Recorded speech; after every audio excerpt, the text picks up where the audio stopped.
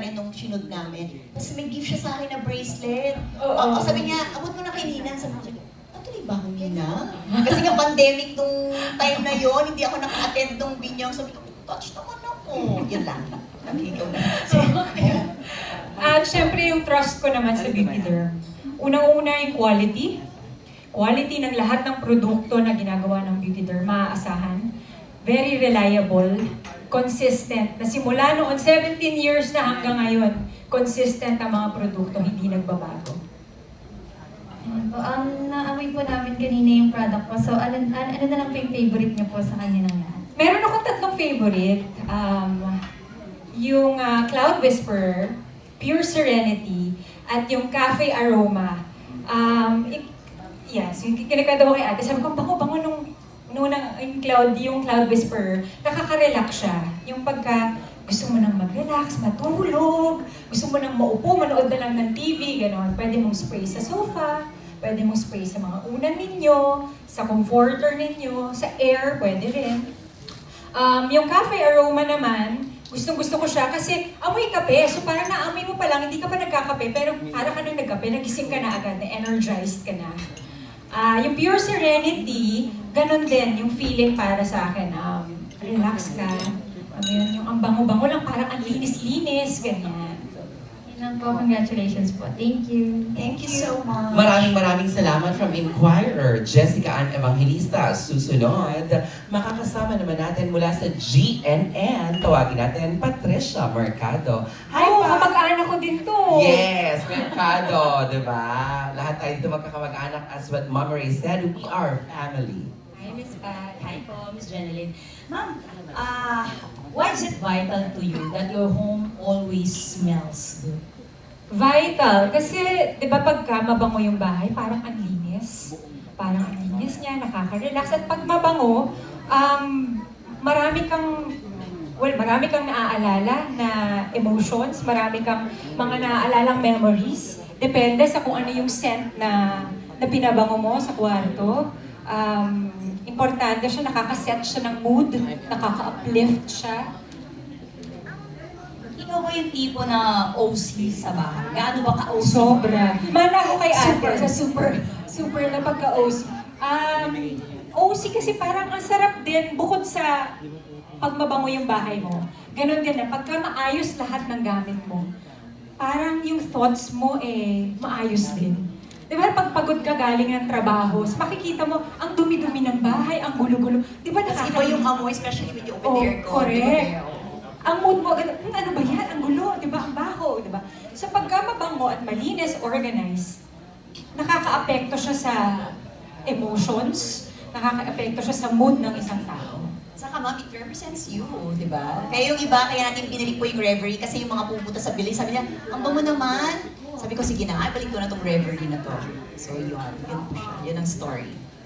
Thank you so much. Thank you po. Tsaka aminin natin, Mami, di ba, marami talaga ang naghahanap online. Yes. Yes, kasi napakabenta ng Reverie before pa talaga. At hinahanap ito ng tao online. Kaya naman ito, balik na po. Siyempre susunod, tawagin naman natin from BAP News, Mark Season.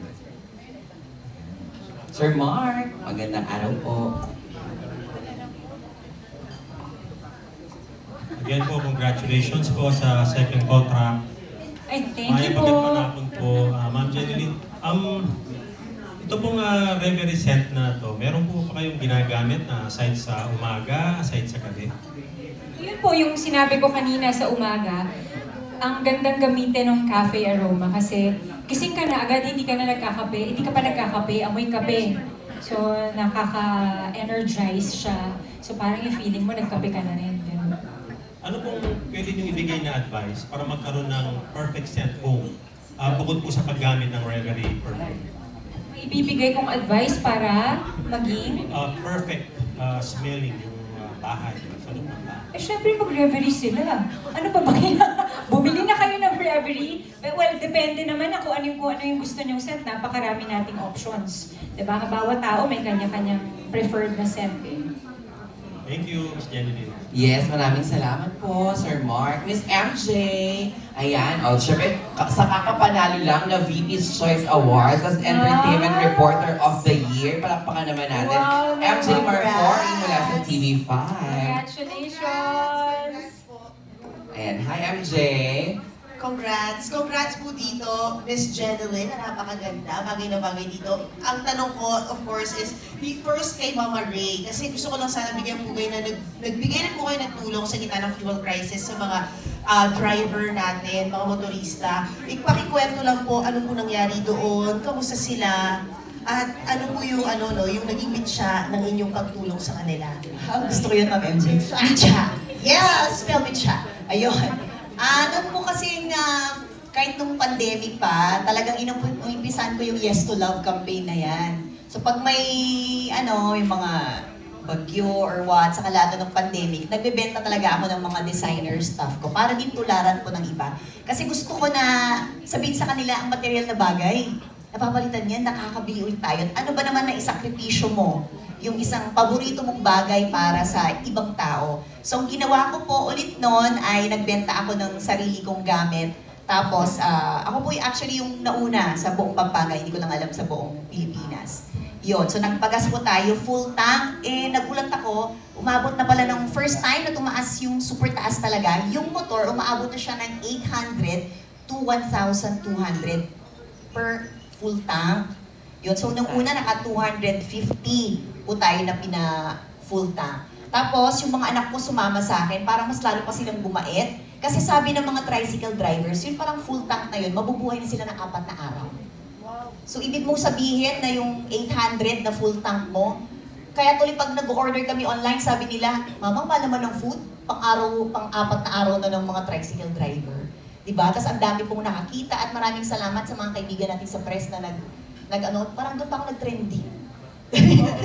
Doon pa ako nag-trending dahil sa paggawa nito. Tapos naulit-ulit kasi may mga nag-donate na po ng gamit. Ang sarap po sa feeling. Kasi mas na-appreciate mo yung life, mas nagiging grateful ka na, we're so blessed pala, sobra-sobra pag ginagawa natin yung bagay na yon. At syempre, hello to my Rotary family. Yan, proud to be a Rotarian talaga. Ang sarap tumulong. And always remember guys, no one has ever become poor by giving. Kaya, yes to love forever. Yes. Wow. Thank you po. Kaya maraming blessing, Mama Ray. Amen. Totoo po yun. Ngayon si Jeneline ang kasama mo, di ba? None other than, again, si Miss Jeneline Mercado. Yes. Itatanong ko po medyo lifestyle question na para sa inyong dalawa. Anong favorite part ng tahanan ninyo, ang inyong tinatambayan at talagang non-negotiable, gamit-gamit nyo ang Reverie, air fabric freshener. Ako, talaga, bedroom talaga. Parang 80% ng oras ko pagka wala akong trabaho, nandun lang ako sa kwarto, nanonood ng TV, nagsusulat, nagzo-zoom meeting ako, nandun ako sa kwarto. Yun talaga yung pinaka-paborito kong tambayan sa bahay. At syempre, masarap yung pakiramdam pagka mabango ang kwarto, diba? Nakaka-relax, nakaka-set ng mood. Spray mo siya sa air, pwede rin sa sofa, spray mo siya sa pillow, pag natulog ka, ang bango ng sheets ko, di ba? Ang bango ng unan ko. Nakaka-relax.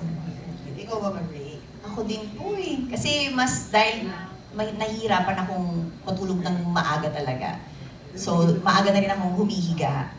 Tapos spray lang ako ng scents natin. Favorite ko talaga yung coffee. Kasi napakasarap niyan. So, pwede niyo pong i-try. Yung nandyan po sa table ninyo. So, doon po kasi ako nakakapag-isip sa gabi. So, sa kwarto lang ako, Ma'am MJ. Kaya yun. So, bento, yung lahat po kayo merong small. Para pag nag-request kayo sa mga girls ko, alam niyo na yung favorite ninyo. So, lahat sila may samples.